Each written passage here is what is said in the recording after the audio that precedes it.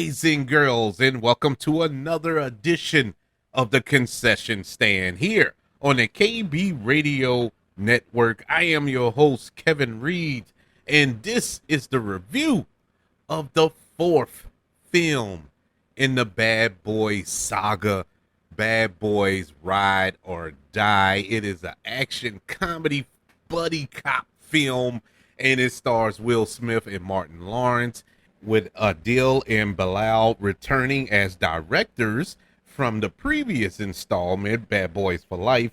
And this go around, joining Will Smith and Martin Lawrence, we have Joey Pants, Vanessa Hudson, Alexander Ludwig, Paula Nunez, and Jacob Sopio. I believe I'm saying his last name right. We have some new additions to this cast: Eric Dean, Rhea Seahorn, and Tiffany Haddish, to name a few. This addition to the Bad Boys franchise, we find Mike Lowry and Marcus Burnett trying to clear the name of their late captain, Conrad Howard, falsely accused of a conspiracy where they are also linked up and framed for murder as well. This is, as I stated, the fourth film. Did we really need a fourth film in the Bad Boy saga? No. You can argue we didn't need four films at all, but I enjoyed them all. I actually love this franchise. I love Will Smith and Martin Lawrence in these roles, and I was highly anticipating this film. As much as the last edition, Bad Boys for Life, wasn't my favorite, I would go as far to say it was the worst in the franchise.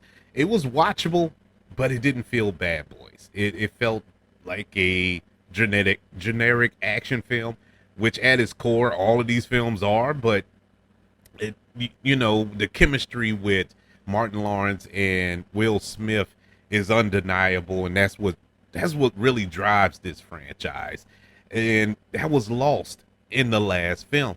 And so this go around, I was really hoping, wishing, and praying that we kind of return to form with these characters and with this film franchise. I was pleasantly surprised. I went in with a certain amount of expectation. I try to eliminate all expectation when I, dive into these films, but I couldn't help myself with this one. I had a level that I wanted it to meet, and I'm happy to report that it surpassed that level. Bad Boys Ride or Die is probably the best Bad Boys film since the original film that came out in 1995. And, give me a little time to stew on it, I would probably say it's better than the first one. This is probably the best Bad Boys film in the franchise. Not really prepared to say that yet, but it's there. It's right on the heels of the original. I love this film. This film had no business being as good as it turned out to be. Is it cheesy and corny at times? Yes. All of them are. All of them are. So it's no point being shocked and surprised by some of the corniness that takes place in it. That's what you go to this film for. That's what you go to all of these films for. The comedy that's mixed in with the action and the gravity of the situation that kind of breaks the levity. And they did it. They did it here. It was missing in the last one, and it returned with a vengeance here. Normally I start off with the performances, but I gotta start off with the direction of this film. Adil and Bilal, who in their previous addition to this franchise, as I stated ad nauseum, did not really like it. It didn't feel like a Bad Boys film that first go around. I think they learned from their mistakes. This was a beautifully directed film. It balanced the action and the comedy and the drama and all that was taking place, the weight of the situation, you know, they perfectly mixed. And the camera work here, you never got bored, you never got tired, you never sat still for the 2 hours that you are strapped into your seats watching this film. It kept you moving. And man, what a ride. It's called Ride or Die for a reason. It was truly a ride. And thankfully we didn't die at the end. But you do get the ride.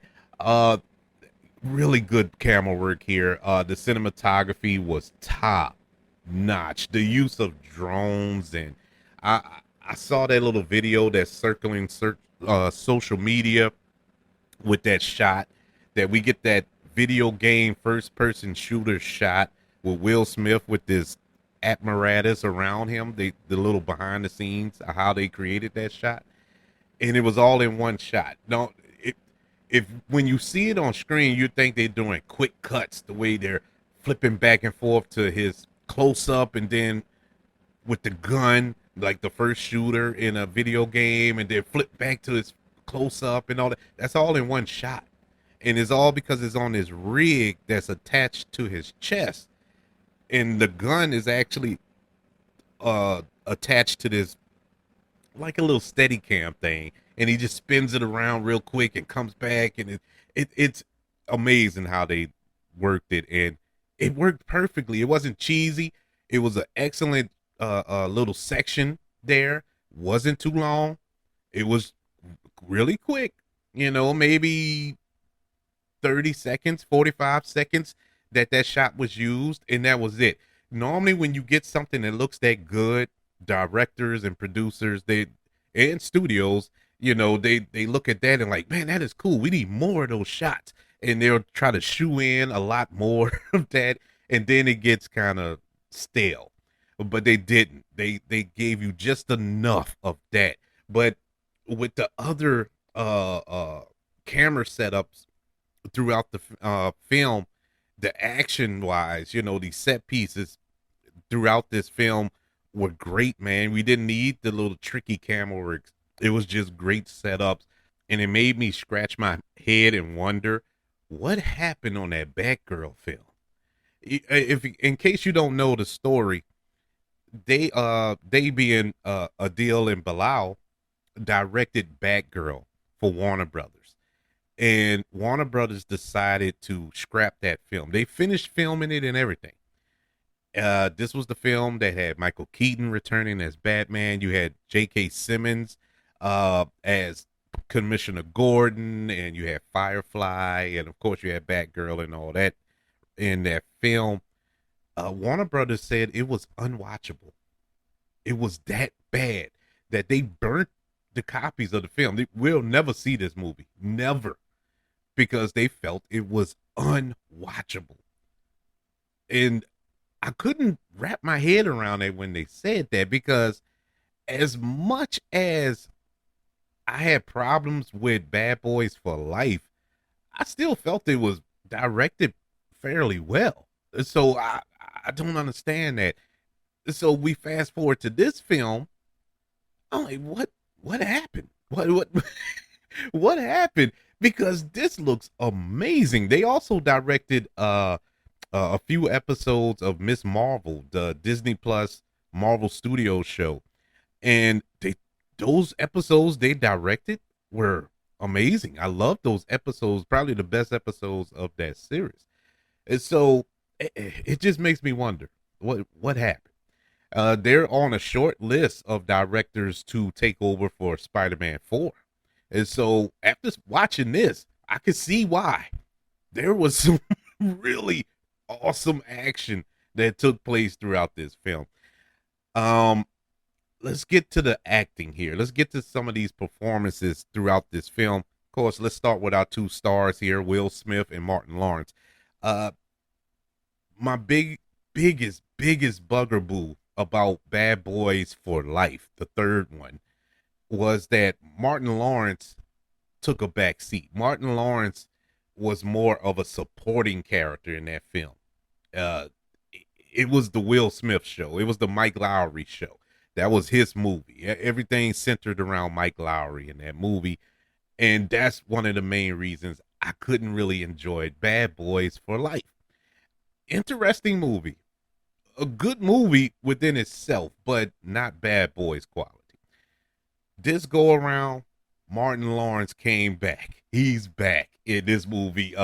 Marcus Burnett is back. This is the Marcus Burnett that we fell in love with back in 1995. Older, a little pudgier, but is him.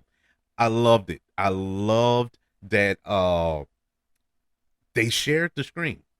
You know, it wasn't Will Smith movie. It wasn't Martin Lawrence movie. It was both of their films. They shared this movie. It's Bad Boys with an S. And thank God they figured it out this go around. Will Smith is back to form here as well. I enjoyed him better in here in this film than I did in the previous film. Um, he was more vulnerable here. He was still his charming self, still his reckless self, but you could tell he's older now. And that's one of the things that I appreciated about this film. They didn't try to play it like they're still 20 something year old detectives, you know, still jumping around and doing John Wick kung fu and stuff like that. No, they played into the fact that they're older now. And I like that. I appreciated that. And of course, the chemistry. That's the main reason you go to see these films. Bad Boys is built on the chemistry between Will Smith and Martin Lawrence. And it's still there. They still feel like a partnership. They actually feel like a brotherhood here. I mean, the energy that they give off of each other, you can honestly tell. It radiates off the screen that these two brothers love each other, respect each other, and have fun working with one another. And if there is any beef, and I'm not saying there is, I hadn't read any or anything like that. I'm just throwing it out there in case it comes out in a book or something later on. If there was any beef between those two, you cannot see it. There is no inkling of it on screen. They really carry these films, and they continue to carry the film here in Ride or Die. Vanessa Hudgens and Alexander Ludwig, they returned from part 3 in their previous roles, and they got a little more meat to chew on here in this film, and they did a pretty good job. Not so much Vanessa Hudgens. She was just there.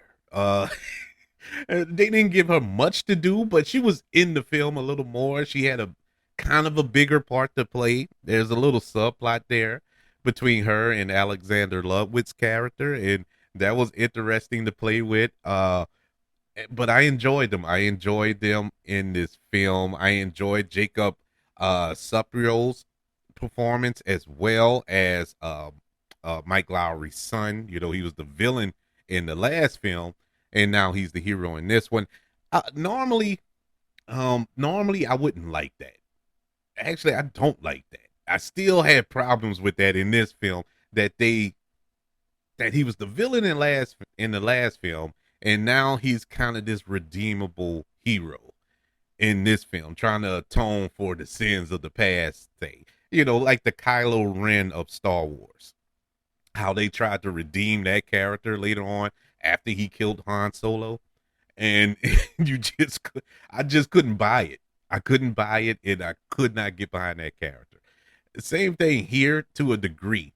You know, that character that he plays killed Captain Howard in the previous film, and now he's trying to redeem himself in a sense. He's still his vicious, murderous self in here, but he has this redeeming quality about him. I actually love his performance. It was one of the standout performances in this film, you know, and the scenes with him and Will Smith, I thought were well done. I would love to see him in more. I would love to see him in his own film, not just a spinoff of this movie. Or it's just his own thing. I want to see him in more. I did enjoy him uh more in this film than I did in the last film, and I did enjoy him in the last film as well. But he had more to work with here, emotional and stuff. Uh, we had a switch here. We had a little switch here with the character of Teresa Burnett, who is the wife of Marcus Burnett, Martin Lawrence character's wife. Normally, for the past three films, that character was portrayed by Teresa Randall, but for whatever reason, I tried to research it. I couldn't find the reason why, but she did not return for this film, and she was replaced by Tasha Smith. Tasha Smith did a good job. She did a decent job. I mean, she wasn't a main focal point of the story. Didn't have a lot of scenes in it. So when she came in, it was good. You really couldn't tell a big difference because, to be honest with you, Teresa Randall didn't have a big part in the other film. So it's not like this is a major role. It's not like they're replacing Martin Lawrence or Will Smith here. But I think she did a pretty decent job. Of our new characters that was in this film, the villain portrayed by Eric Dane. Uh, I like Eric Dane, especially coming off of Euphoria. I never watched Grey's Anatomy, even though it was on in my house all the time between my wife and my daughters who watched that show. I didn't watch him on there, but I did watch him on Euphoria. Loved him on Euphoria. A few other projects that he was involved with, but here he was the villain, and he was pretty one note. He was a pretty much a mustache twirling villain here, but he was very menacing. Melanie Laberge, who plays well, should I say who she played? I guess, well, slight spoiler. Slight spoiler. She plays Will Smith's wife. She plays Mike Lowry's wife here, and she's not in the movie much, but I don't know, that character really wasn't needed. Even though she plays a bigger part in the climax of the film, I don't feel that character was really needed. It's just more. I'm not gonna say she wasn't needed, but I wish we would have got more backstory of her and Mike Lowry, and I kind of could have felt that marriage thing because for three straight films, Mike Lowry has been this bachelor playboy, and then we get to this movie, and the first two scenes he's getting married. You're like, okay, where'd this come from? To somebody we never met in any other movie. And so that kind of took me like, what? Where are we going here? That's one of my negatives here. My other negative would be Rhea Seehorn. And if you watch Better Call Saul and Breaking Bad, was she on Breaking Bad? I know she was on Better Call Saul. Really good actress. Not here. I did not enjoy her performance here. She plays the daughter of Captain Howard, and she showed no emotion. Now I know her character was not supposed to a degree, but I mean, it was no emotion. She was like a robot to me in portions of this movie. But I don't know. You needed that character. I just didn't like the way that character was pulled off. I can't sit here and say, well, such and such would have played that character better, or so on and so. I really can't think of nobody else, because it's not her per se. I think it was the way that character was written that kind of failed her, because I've seen her act before. So I don't understand what happened here, but that was my other bugaboo. One bugaboo that I knew was gonna be a bugaboo when they popped up on screen, because I had no idea they were in this movie, and when they popped up, I was like, oh no. Oh no, because I do not enjoy her at all, and that is Tiffany Haddish, God bless her.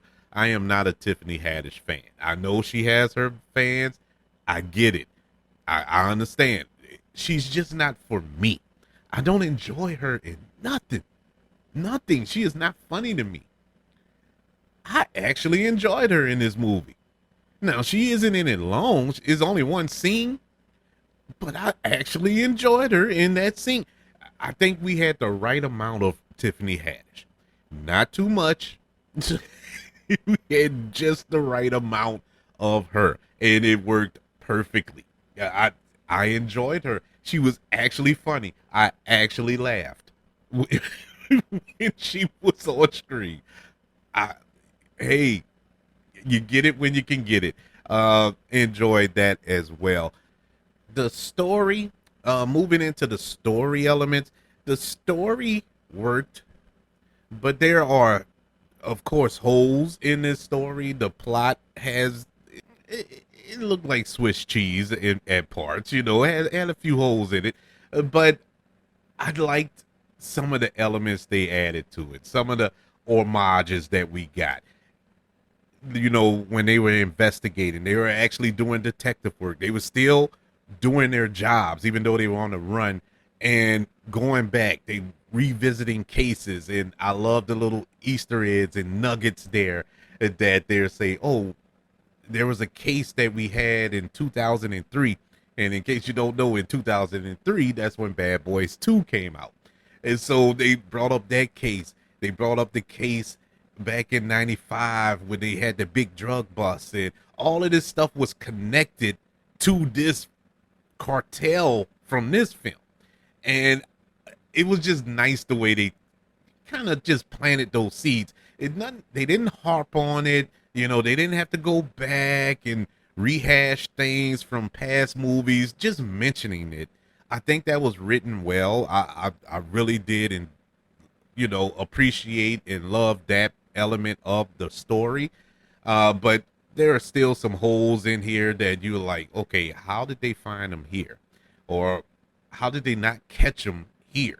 And stuff like that. It's just logistics just didn't add up for me, and in certain parts. But as always, when you watch movies, you gotta suspend disbelief at points, and I just took it for what it was. None of these movies are Citizen Kane, and they're not trying to be Citizen Kane or Gone with the Wind. They are what they are. It's Bad Boys, so you just run with it. And it was a beautiful joy to see yet again, even though he did not direct part 3, he managed to have a cameo in part 3. And even though he didn't direct the 4th film, he did have a cameo in this film as well. None other than the great Michael Bay, showing up, showing love, and showing respect to this franchise that started his career. Bad Boys from 1995 was his first film, and he always speaks highly of the franchise. He always speaks how he wished he could have continued to direct the films in this franchise. It was just how the budgets, Michael Bay is a big budget explosion guy, so it wasn't gonna mesh well with Sony Pictures to have a $300 million Bad Boys film. So they had to move on. But it was good to see him pop up in this film.